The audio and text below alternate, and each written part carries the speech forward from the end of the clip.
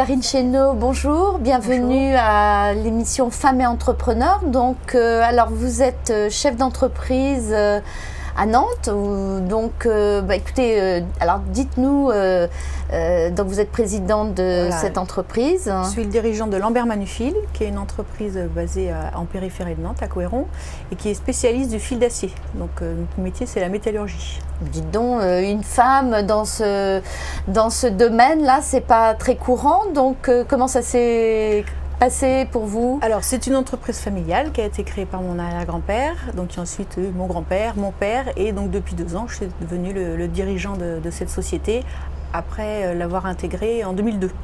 Et là, c'est quelque chose que, quand vous étiez petite, vous disiez je vais reprendre l'entreprise, ou c'est venu tardivement finalement? C'est venu tardivement, même si je me suis toujours intéressée à cette entreprise, j'y suis très attachée, et je me suis toujours intéressée au travail de mon papa. J'ai fait les mêmes études que lui. Après, j'ai fait mes études à l'étranger, j'étais à Bordeaux dans des métiers masculins aussi, mais qui n'avaient rien à voir. Puis quand il a eu un adjoint qui est parti à la retraite, là, je me suis posé sérieusement la question de venir le rejoindre.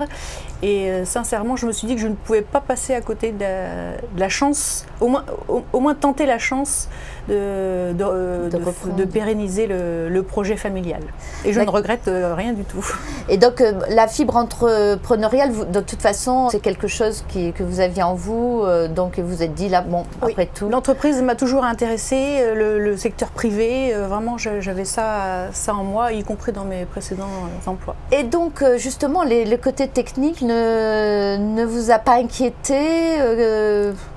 Alors c'est vrai que ça peut être un peu inquiétant parce que je ne maîtrise pas finalement le savoir-faire de l'entreprise, mais j'ai une équipe compétente qui est aussi là pour ça. Mon métier, c'est la gestion de l'entreprise, c'est le management, c'est la gestion financière, et ce sont les études que j'avais faites auparavant.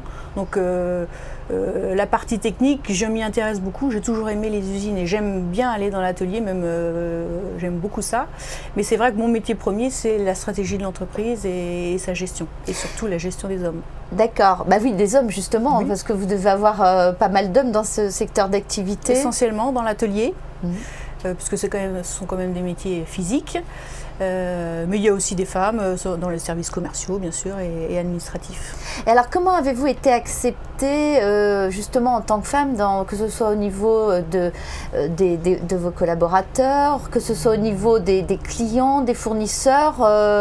Vous avez eu l'impression d'avoir, comment dirais-je, plus de difficultés ou des a priori En interne, non. J'ai vraiment eu aucune difficulté. Bon, ça s'est fait progressivement aussi. Hein. Quand je suis arrivée, c'était pour remplir un poste. Et puis petit à petit, avec mon père, on a décidé que ce serait la reprise de l'entreprise. Donc ça s'est fait petit à petit. Les gens me connaissaient aussi d'avant. Parce que j'avais fait des petits jobs d'été dans l'entreprise. Donc ils me connaissaient. Donc j'ai vraiment eu aucun a priori négatif en interne. Ça s'est fait naturellement. Après, les petites réflexions éventuellement, c'est plus au niveau des clients ou des fournisseurs qui s'étonnent toujours qu'un métier comme la métallurgie puisse m'intéresser. Ou c'est vrai que tous nos clients sont des hommes, tous nos fournisseurs sont des hommes, nos concurrents sont des hommes, dans les salons il y a des hommes. Oui, alors dans les salons, on vous prend pour l'hôtesse plutôt que pour le... Ça arrive, effectivement. A priori, on arrive sur le stand, on me prend pour l'hôtesse d'accueil. Et puis bon, après, ça se fait avec le badge. Toujours un petit moment d'étonnement quand même de la part des visiteurs. Mais bon, après ça se règle. Alors je crois que vous avez repris l'entreprise au moment où d'ailleurs vous commenciez à avoir vos enfants, puisque vous en avez 4. Tout à fait. Et en fait vous avez eu vos 4 enfants en même temps que vous dirigiez cette entreprise. Donc, je suis arrivée, c'était pas forcément pour mon père quelque chose de facile, parce qu'il a embauché quelqu'un qui était enceinte, et ensuite j'ai enchaîné les grossesses. Donc effectivement j'ai 4 enfants, mais bon, comme je l'aurais fait dans une autre entreprise, je suis restée disponible aussi pendant ces périodes-là, donc ça s'est fait Ça fait correctement. Voilà, donc ce qui prouve que les enfants ne sont pas un problème. Ce n'est pas les enfants qui nous empêchent de réussir en tant que responsable, pour des postes à responsabilité dans les entreprises ou en tant qu'entrepreneur. Voilà. Cela dit, je bénéficie quand même d'une situation un peu spécifique au niveau familial, puisque mon mari a décidé d'être en congé parental pour s'occuper de nos enfants. Alors ça, c'est à plein temps. Eh bien, écoutez, franchement, ça c'est quand même quelque chose qu'il faut mettre en avant, et puis surtout encourager ces hommes et puis les féliciter, et puis qu'on arrête de les regarder comme tout à fait, parce que c'est pas normal, hein, parce que je crois qu'on a eu 2 ou 3 femmes qui ont témoigné justement et qui disaient mais c'est terrible pour nos maris qui ont le courage de faire ça, parce que le regard qu'on porte sur eux, c'est encore pire que celui qu'on porte sur les femmes, quoi. Voilà. Donc, vous parliez des difficultés en tant que femme, et à part des petites réflexions qui peuvent éventuellement venir mais qui se règlent rapidement, finalement c'est lui qui est le plus victime, entre guillemets, d'a priori. Et les gens sont toujours étonnés qu'il ait pu faire ce choix, se demandent bien ce qu'il peut faire de ses journées, alors que 4 enfants, c'est un emploi à temps complet, il ne s'ennuie pas. Ils sont toujours vraiment très étonnés pour la suite de sa carrière, puisque forcément carrière, il doit y avoir pour lui. Il ne peut pas faire ce choix pour toujours, ça leur paraît inconcevable. Donc c'est lui qui a le plus finalement à se justifier d'avoir fait ce choix. Alors, donc, vous, quand vous avez, comme toutes les entreprises, il y a une période un peu difficile. Hein. Je crois que, en faisant ces interviews, je m'aperçois que la crise n'a épargné aucun secteur d'activité, avec des baisses de commandes importantes. Oui. Comment vous l'avez vécu et comment vous avez dépassé justement ces moments difficiles? Alors déjà, c'est un de mes pires souvenirs en tant que dirigeant. Donc la crise est arrivée pour nous en octobre 2008, ça s'est arrêté d'un coup. C'est-à-dire que le fax ne sonnait plus, le téléphone ne sonnait plus, on n'avait plus de boulot. Donc on a été jusqu'à moins 47% de chiffre d'affaires à mi-juin 2009, donc c'était vraiment grave. Et moi-même, je suis devenue PDG de la société le 1er janvier 2009. Et le premier acte de dirigeant que j'ai eu à faire, et la pilule n'est toujours pas passée, c'est d'avoir à signer un accord de chômage partiel. Et donc tout le monde est resté dans l'entreprise, mais on a été obligé de faire des heures de carnet de chômage partiel, même si on les a limitées au maximum. Ça a vraiment été difficile. Quand on arrive le matin dans la cour avec toutes les voitures et on sait qu'on n'a pas de travail à donner aux personnes, ça c'est vraiment très très difficile. Pourtant vous avez des clients variés, puisque vous êtes aussi bien fournisseur pour l'industrie, pour tous les secteurs, puisque vous fabriquez des clôtures, donc là on est plutôt pour les particuliers, les collectivités, mais finalement tous les secteurs. Oui.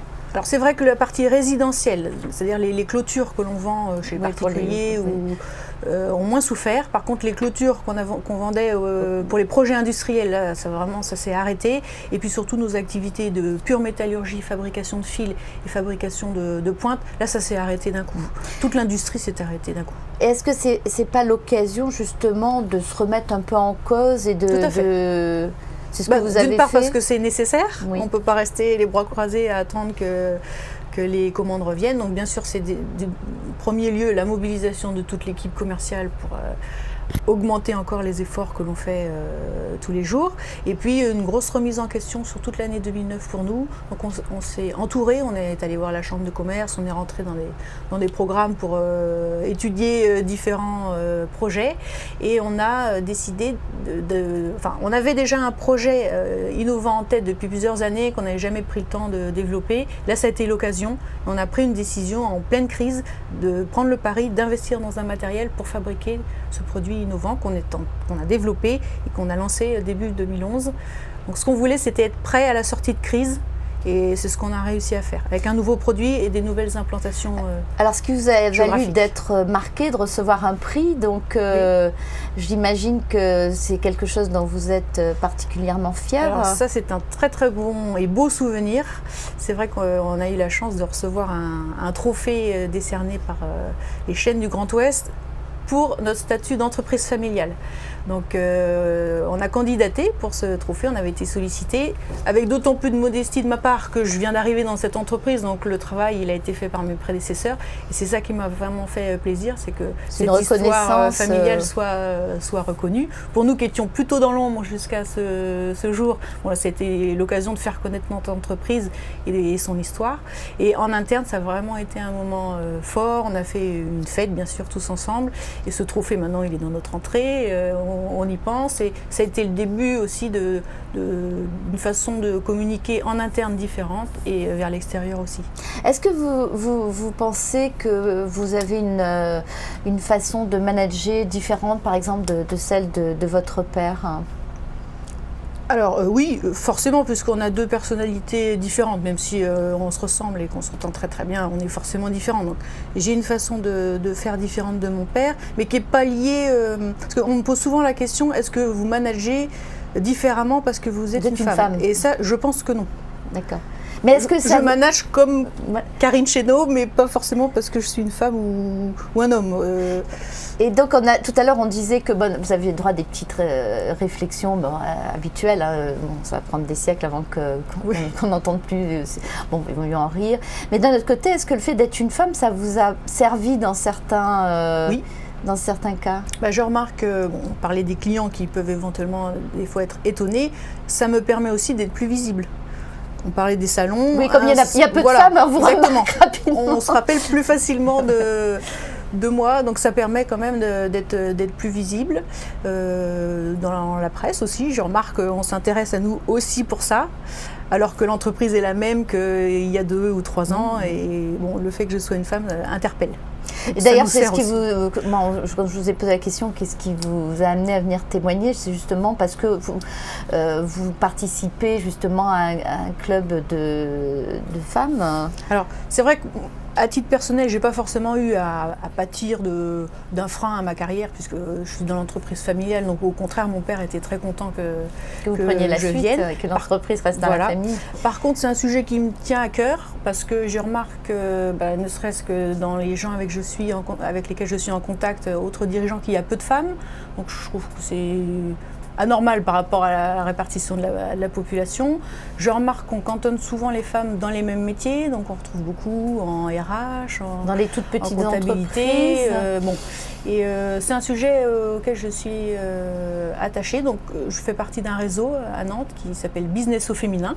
Donc ça permet déjà entre nous d'échanger sur des problématiques et puis d'essayer de faire bouger les choses en communiquant, en allant voir éventuellement les écoles. Oui, changer un peu la les femmes vision, font des études, mais on ne les retrouve pas forcément après dans les postes à responsabilité. Et puis c'est dans les écoles qu'on peut faire changer les choses, il faut s'y prendre très tôt. Mais je pense que les femmes elles-mêmes se mettent des freins. Oui. Elles ne se sentent pas toujours à la hauteur. Manque de confiance. C'est le contexte aussi qui leur fait croire ça, alors que c'est faux. Une femme fait aussi bien qu'un homme.